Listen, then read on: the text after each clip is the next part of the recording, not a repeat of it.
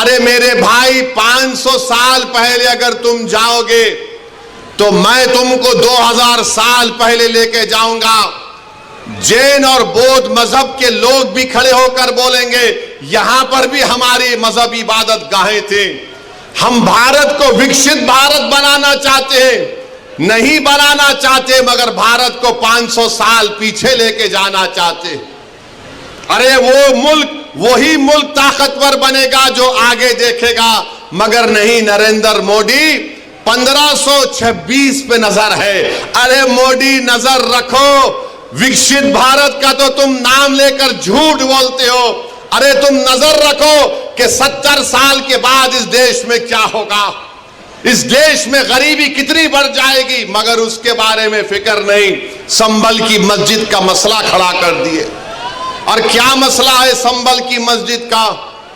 कोई, रुक जाओ भाई, वो कुर्सियां छोड़ दीजिए, कुर्सियां भाई डिस्टर्ब मत करिए, थोड़ी देर के लिए सुनिए। रुक जाइए भाई, जो कौन है, थोड़ी देर के लिए रुक जाइए। संभल की मस्जिद में जो लोग कोर्ट को गए, वो कोर्ट में ये बोलकर गए कि हमको मस्जिद के अंदर जाने का परमिशन मिले। अब आप बताइए, कोई हम किसी को रोकते, कोई मस्जिद में आना चाह रहा है तो आइए, आदाब को मलहूज रखकर मस्जिद में आइए। मगर प्रेयर ये है, मुतालिबा कोर्ट से कि अंदर आने का मौका मिले। और फाजिल जज साहब माशाल्लाह आर्डर दे दिए सर्वे का। माने कोर्ट मस्जिद, संभल की मस्जिद चंदोसी मस्जिद से 45 किलोमीटर दूर है। 1.5 घंटे में आर्डर लेकर आ गए और वहां पर पुलिस मौजूद है। शाम में 6 बजे सर्वे होता है, फिर उसके बाद इतवार के दिन सर्वे होता है, और फिर जब दूसरा सर्वे जिसका कोई कानूनी मौक़िफ़ नहीं है सर्वे हुआ तो फायरिंग हुई। फायरिंग में 5 लोग शहीद हो गए। उसमें एक 17 साल का बच्चा जो प्लास्टिक के खिलौने बेचता था, उसके सीने पे गोली लग गई। 5 के 5 को, 4 को सीने पे गोली लगी, 1 को पीठ पर गोली लगी। और मारने वाले बोलते हम नहीं मारे, कट्टे से मारे। अरे क्या कोई जिन्नात आके गोली मार के चले गए? आप गोली चला रहे हैं, वीडियो है, और बोल रहे हैं कि नहीं हम नहीं चलाए, कट्टे से मारे। तुर्क और पठानों का झगड़ा था? नहीं था झगड़ा। तुर्क पठान का मस्जिद पे झगड़ा कभी था ना कभी रहेगा इंशाअल्लाह ताला। आप कह रहे हैं झगड़ा था, मगर 5 लोग शहीद हो गए, अपनी जानों को गंवा दिए। अगर वो लोग कोर्ट को नहीं जाते तो क्या ये 5 बच्चे मरते थे? क्या ये तशद्दुद होता था संभल में? मेरे भाई, आज आप देख रहे हैं ये संभल में हुआ, और इल्जाम मुझ पर लगाया जाता है। असदुद्दीन ओवैसी तुम ये बोल रहे हो, तुम वो बोल रहे हो। बार बार मुझे व्हाट्सएप के ऊपर, कभी SMS के जरिए, कभी फुलां के जरिए धमकी दी जाती है। अरे जालिमों, याद रखो, मैं मस्जिद बचाने के लिए, खानखाहों को बचाने के लिए, दरगाहों को बचाने के लिए, वक्फ की जायदाद को बचाने के लिए, जमहूरियत को बचाने के लिए, कानून की बालादस्ती के लिए, इंसाफ के लिए मैं एक बार नहीं 1000 मर्तबा मरने को तैयार हूं। तुम क्या करोगे बताओ? तुम समझ रहे कि हम खामोश बैठ जाएंगे? ऐसे 12 दरगाह और मसाजिद पर केस डाल दिया गया है कि यह मस्जिद नहीं थी, फुला था, ये था। सलीम चिश्ती रहमतुल्लाह अलैह की दरगाह पर केस डाल दिया गया। सुल्तान हिंद ख्वाजा अजमेरी के आस्थाने पर केस डाल दिया गया। और क्या बोलते हैं, केस डालने वाला कौन है मालूम आपको? ये मेरे घर के पास दिल्ली में आकर मेरे घर के ऊपर जो नेम प्लेट है उसको तोड़ा, पत्थर फेंके घर में मेरे, और उसके बाद मेरे नेम प्लेट पर कालिक डालकर धमकी दिया कि ओवैसी तेरे को देख लेंगे। अरे कमीने, कभी बोल कर आना, मर्द का बच्चा है तो मैं ठहरता हूं सामने। बस आते कैमरा लेके फाइबर फेंके भाग। आ रहा हूं कल तेरे पास, तो मैं भी ठहरता हूं, देखेंगे 6 फुट 2 इंच क्या करता है। वो आदमी अब कोर्ट को गया, सुप्रीम कोर्ट के वकील को थप्पड़ मारा। 2016 में दिल्ली की पुलिस ने उसको तड़ीपार का नोटिस दिया। वो कोर्ट में केस डाल रहा है कि ख्वाजा अजमेरी का आस्थाना नहीं है, वहां पर कोई और जगह थी। हवाला क्या दे रहा है? 1901 की किताब, 1901 की किताब का भरोसा करेंगे या फिर 13वीं सदी की किताब खजाइने फुतुहा, जिसको अमीर खुसरो रहमतुल्लाह अलैह ने लिखा? किसकी किताब का यकीन करेंगे? 1901 में कोई दीवाना लिख रहा नहीं, रिवायत ये बताती है। अबे रिवायत बहुत बातें बताती है, यकीन कर लेंगे क्या? पार्लियामेंट ने कानून बनाया कि 15 अगस्त 47 को जो मस्जिद, मंदिर, गिरजाघर, गुरुद्वारा रहेगा वो सील है, बंद है, उस पर कोई छेड़खानी नहीं होगी, उसका कन्वर्जन नहीं होगा, उसका कैरेक्टर नहीं बदला जाएगा। मगर ये क्या हो रहा है? क्या हो रहा है हमारे मुल्क में? 800 साल की दरगाह ख्वाजा गरीब नवाज सुल्तान हिंद की। और सुनो इख्तिदार की कुर्सियों पर बैठने वालों, दिल्ली के इख्तिदार पर बैठने वाले, सुनो, ख्वाजा हिंदुस्तान का सुल्तान है, उसके बाद कोई सुल्तान को नहीं मानते हम। ख्वाजा के आस्थाने पर चले गए, गरीब नवाज के आस्थाने पर चले गए। अरे कौन सी किताब तुम्हारी? नहीं, वो फुला दीवार को ऐसा खिकोरे तो उसको ऐसा रंग निकाले तो छतरी निकलती। अबे तेरे घर में मैं अगर 1000 फीट खोदा तो उसमें भी खाने जहां खां की मलबा निकलता, क्या करेगा? दे देता मेरे को, क्या करेंगे? नहीं, वो था। याद रखो, ये मुल्क कमजोर हो जाएगा। 5 बच्चों की जानें चले गई, वो मरे नहीं, वो शहीद हैं। तुमने उनको गोली मारकर उनका कत्ल किया है, तुम कातिल हो। तुमने गरीब मां बाप को अपनी औलाद से महरूम कर दिया है। अरे ये मीडिया को लीक करते नहीं, वो पत्थर फेंक रहे, वो फुला कर रहे। अरे मस्जिद है, अल्लाह का घर है, तुमको क्या राइट देता है किसी भी इबादत जहां पर अगर तुम जाओगे तो लोग क्या खामोश बैठ जाएंगे? 800 साल की दरगाह, वहां बोल रहे नहीं, ये नहीं था, वो नहीं था। हम भारत के प्रधानमंत्री से पूछना चाह रहे, नरेंद्र मोदी, क्या आप ये तमाम इन लोगों को रोकेंगे या फिर ये देश इसी तरह चलता रहेगा कि हर मस्जिद पे सवाल कर दो, हर दरगाह पे सवाल उठा दो? मेरे भाई 12 मुकदमे आयद हो चुके हैं ज्ञानवापी पर, मथुरा की शाही ईदगाह पर। वहां पर तो 1965 में मुसलमानों ने हिंदू भाई बहनों से मिलकर बैठकर तस्वीया कर लिया। 8 एकड़ जमीन मुसलमानों ने वक्फ की दी कि लो ये किस्मत स्थान है, आपके लिए मोतबर जगह है, आप बनाओ यहां पर। 65 में सुन्नी वक्फ बोर्ड की इजाजत से एग्रीमेंट हो गया हिंदू मुसलमान में। 2023 में कोई आके बोला वो कौन हिंदू होते, वो पूरी जगह हमारी है। टीले वाली मस्जिद लखनऊ की, ऐसे 12-13 मुकामात हैं। सुप्रीम कोर्ट ने राम मंदिर के फैसले में कहा कि 91 का एक्ट भारत के संविधान का एक अटूट हिस्सा है। और फिर उसके बाद डीवाईसी जो सीजीआई थे वो खामोश हो गए। ओरल ऑब्जर्वेशन किया कि नहीं, सर्वे को असर्टेन करने में क्या बुरी बात है? अरे बुरी बात यह है कि सर्वे कोई एकेडमिक एक्सरसाइज नहीं है। सर्वे क्यों किया जा रहा है? ज्ञानवापी मस्जिद में वजू खाने को सील हो गया। ज्ञानवापी मस्जिद के जुनूबी तरफ हमारे पास नहीं है, वक्फ की जायदाद नहीं है। वो क्या क्या करेंगे आप? और जब बाबरी मस्जिद का फैसला आया था, मैं पुकार कर कह रहा था ये गलत फैसला है, इसके बाद बहुत सी चीजें खुलेंगे। तो मेरे खिलाफ ये वही लोग हैं जो आज इस असेंबली के इलेक्शन में इनको और दो उनको और दो ऐलान किए थे। वो लोग मुझे फोन करके बोले आप ऐसा क्यों बोल रहे हैं? आप एम्यूनेशन दे रहे हैं बीजेपी को। मैंने कहा हजरत दामन बरकाता हो, जजमेंट आप पढ़ो, ये जजमेंट तमाम चीजों को खोल देगा। मुझसे कहा कि आप खामोश हो जाओ, ओवैसी तुम मत बोलो। मैंने कहा मौत मेरे को खामोश कर सकती, जब तक अल्लाह जिंदा रखेगा मैं सच्चाई को बयान करूंगा और बयान करता रहूंगा। आज बोलो खामोश हो जाओ। मैं जब कह रहा था तो कोई बोल रहे नहीं मत बोलो, इनको क्या है, ये भड़काऊ भाषण दे देते, इनको क्या है, इनको टीवी पे जाके बोलने का शौक है। आज क्या हुआ महाराष्ट्र के चुनाव में?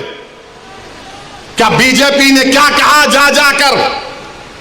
आज हमारे पास करण जैसे, क्या नाम है,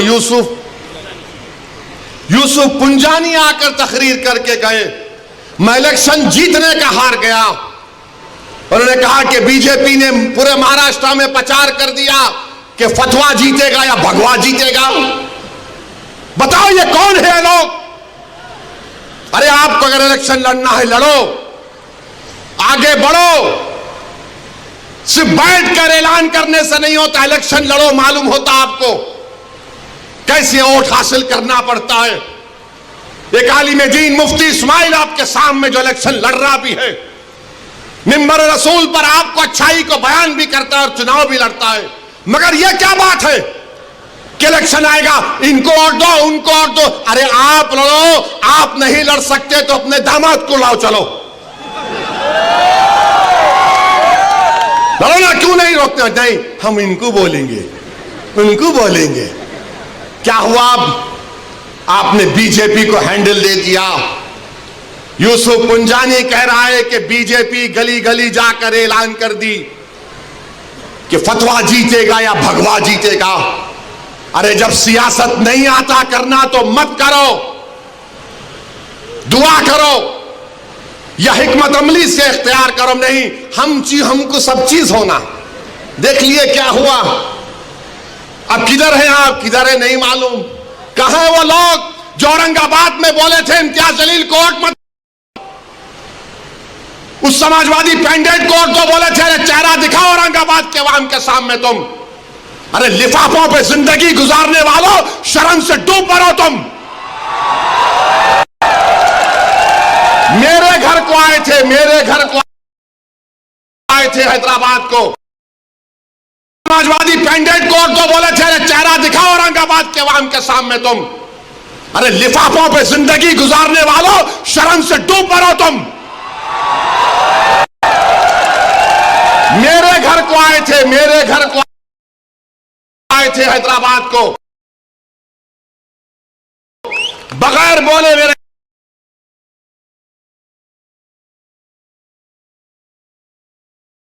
घर को आए।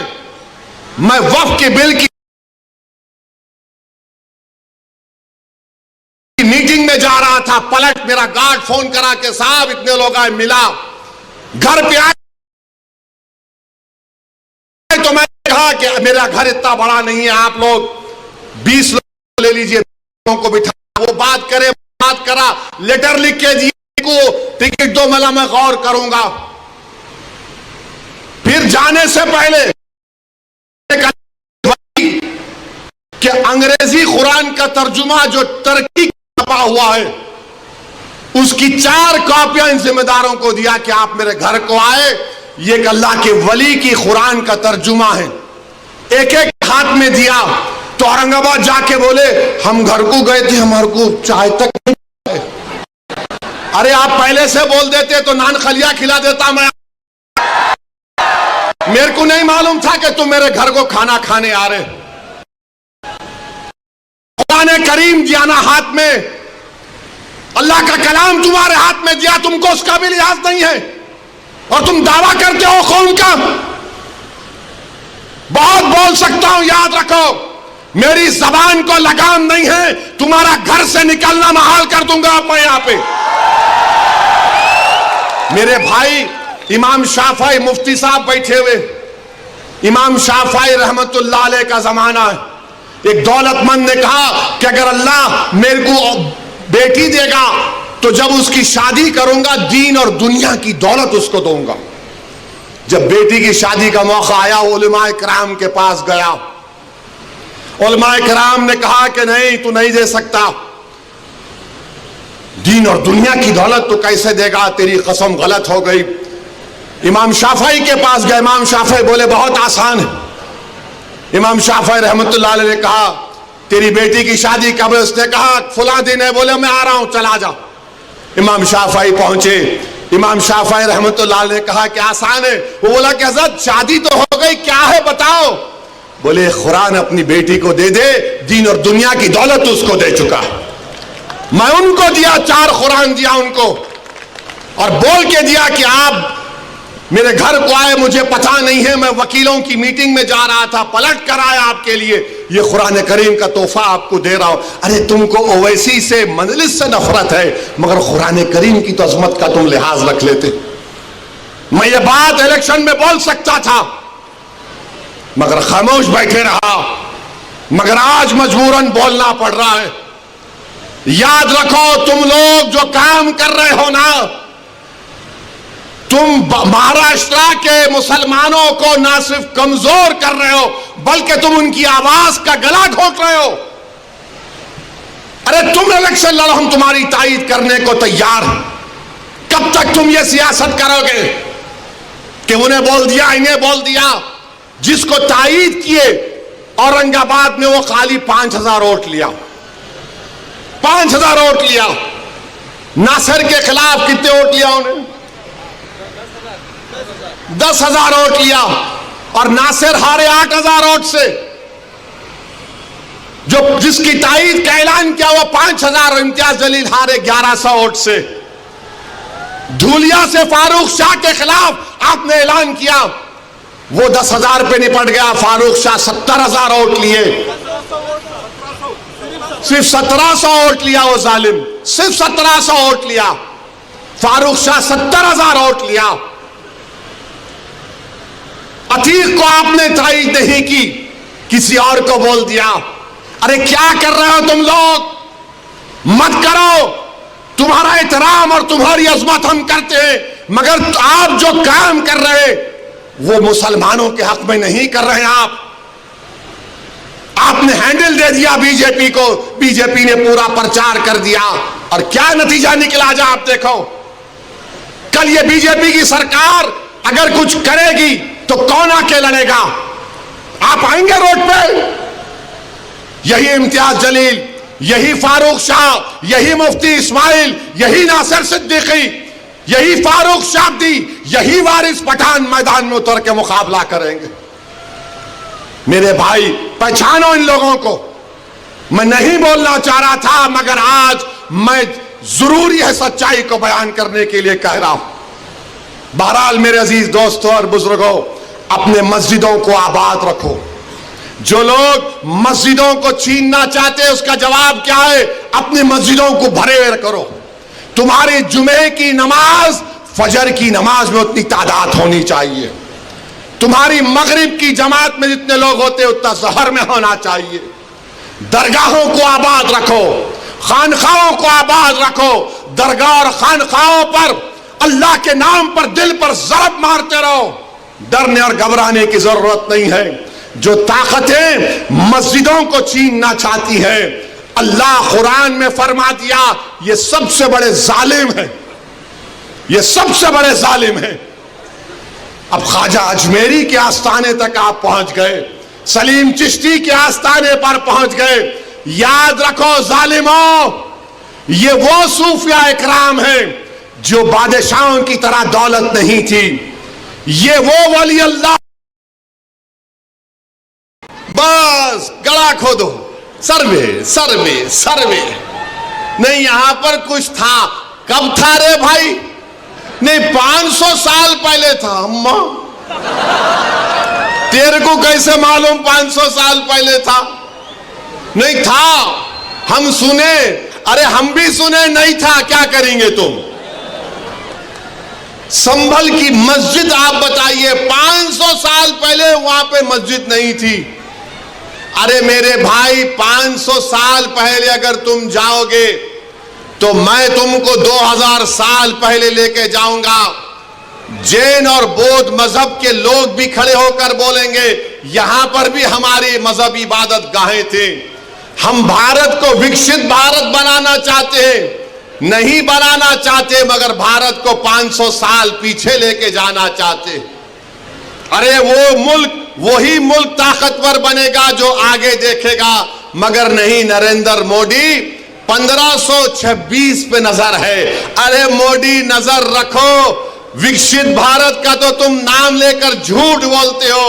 अरे तुम नजर रखो कि 70 साल के बाद इस देश में क्या होगा, इस देश में गरीबी कितनी बढ़ जाएगी, मगर उसके बारे में फिक्र नहीं। संभल की मस्जिद का मसला खड़ा कर दिए। और क्या मसला है संभल की मस्जिद का? कोई और विकसित भारत का तो तुम नाम लेकर झूठ बोलते हो। अरे तुम बीजेपी ने पूरा प्रचार कर दिया, और क्या फतवा जीतेगा या जजमेंट आप पढ़ो, ये जजमेंट तमाम चीजों को खोल देगा। किसी को रोकते कोई मस्जिद में आना चाह रहा है तो आइए, आदाब को मालूम इनकी। और सुनो इख्तिदार की कुर्सियों पर बैठने वालों, दिल्ली के इख्तिदार पर बैठने वाले सुनो,